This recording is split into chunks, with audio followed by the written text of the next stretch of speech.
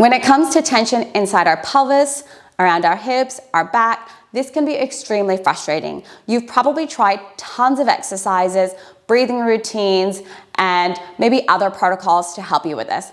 And some things may have lasted or helped short term, but long term, it's a reoccurring issue. So I want to share with you something that I find to be extremely helpful that is often overlooked. And part of this is because it's a bit complex. It's not as easy as it sounds. And it is also something that might require you to modify a little bit of your lifestyle and also just change a few habits. But over time, what I'm about to share with you will start to feel more natural. You'll feel a lot more regulated. Your breathing is going to change, and hopefully your whole life is just going to feel a lot better too.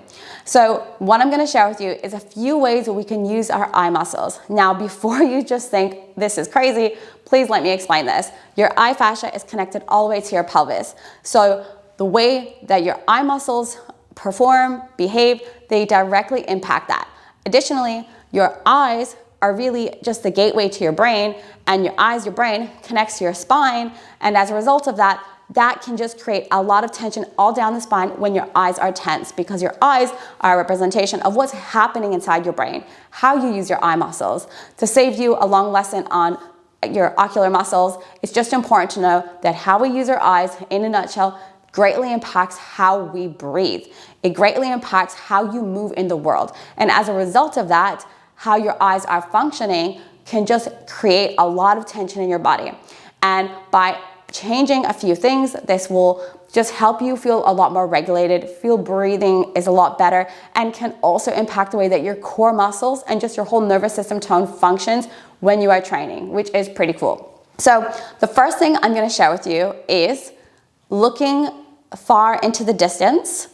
Now, this sounds simple, but I'm going to get you to do it right now. I want you to just find a spot, comfortable, and look outside the window. I'm going to do it with you. So looking outside the window, try seeing if you can find something far away to look at.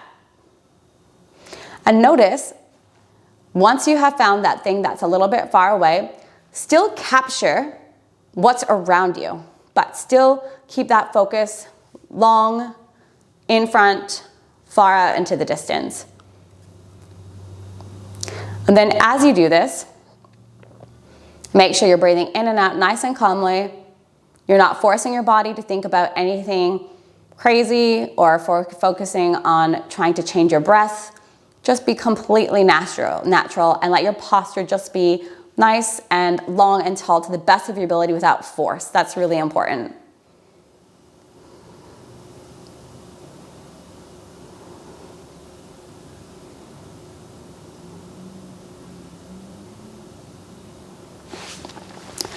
Now the next exercise we're going to do, you can do it looking out the window, but you can also do it maybe with something close around you as well. So for this one, we're going to be looking through. Now the reason we're going to be looking through is sometimes we can be looking directly at something that's in front of us, or maybe something that's far away, but the art of thinking about the depth, the deepness, is something that a lot of us aren't really using that skill anymore. Like the muscles to do that just gets faded away and lost because we live in such a close upfront world. We don't really need to work depth and still see everything all around us at the same time. So for this, I'm gonna just use an example of my bell here, and I'll just make it a little bit taller.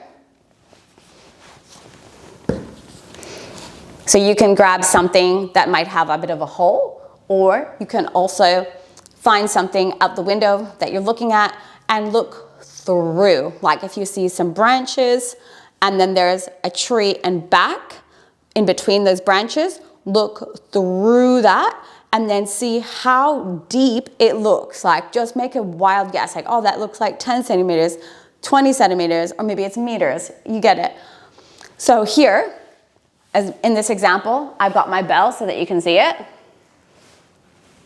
There's a hole. So a really simple example. The objects that I have in front of me, I'm going to see through the hole to look at them. But I'm also capturing everything else around me. Now, for this one example, it's pretty up close, but it's still training my eyes to look deep and look through while being aware of the surrounding. Now, finding something outside and try to focus on that depth, the detail, while still capturing everything else that's around you.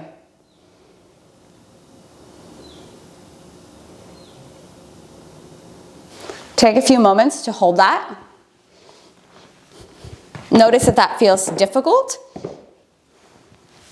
Notice if you have a lot of tension around your eyebrows, your forehead. If you have any neck pain or just tension in general, take a break, because this can be extremely exhausting if you haven't actually done any eye training before. But it's a reminder on how important it is for you to practice looking out far into the distance when you're going for walks, looking through and focusing on depth. And the last exercise that I'm going to give you is very simple. You just daze. So you can lay down, you can sit down nice and comfortable, whatever it is that you would like to do.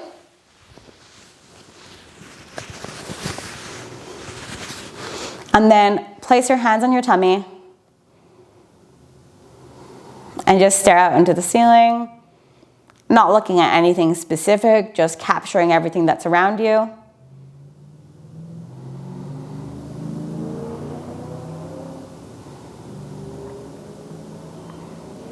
And the art of just dazing and relaxing can be extremely therapeutic. You might start to notice digestive noises in your tummy rumbling in a really good way.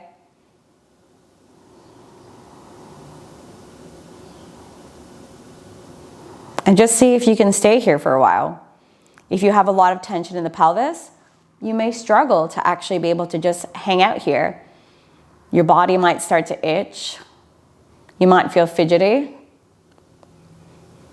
These are all signs that getting comfortable at this would be important, because those are signs that your body is struggling to do this one thing.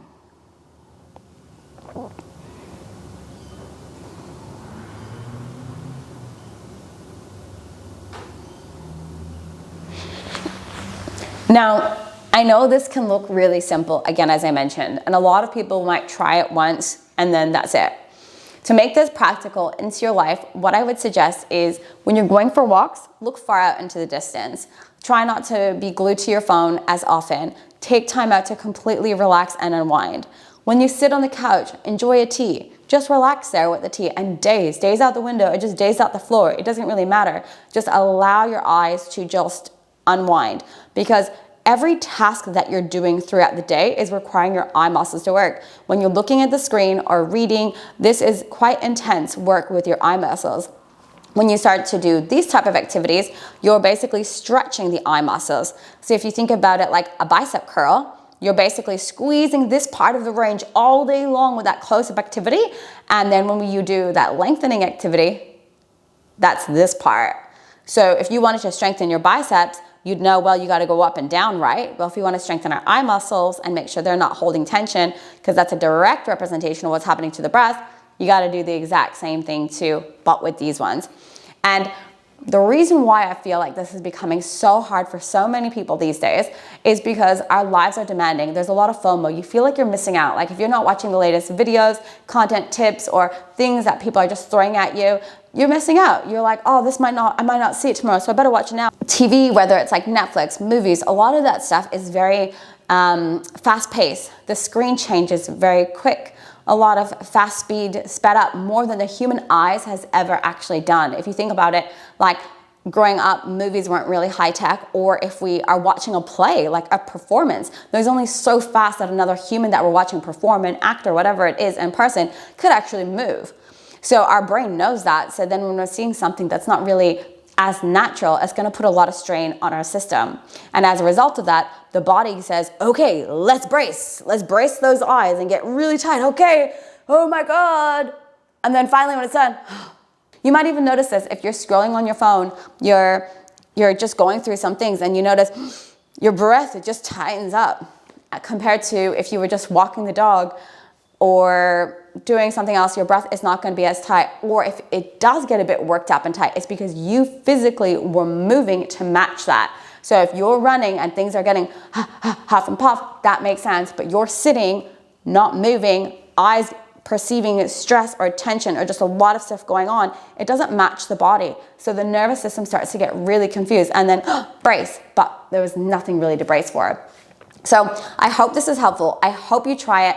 And if the exercises feel a bit complicated or a bit just too inconvenient for you, just at least do the one where you're relaxing your eyes, dazing out on the couch, having a cup of tea, just being with yourself and your thoughts, daydreaming.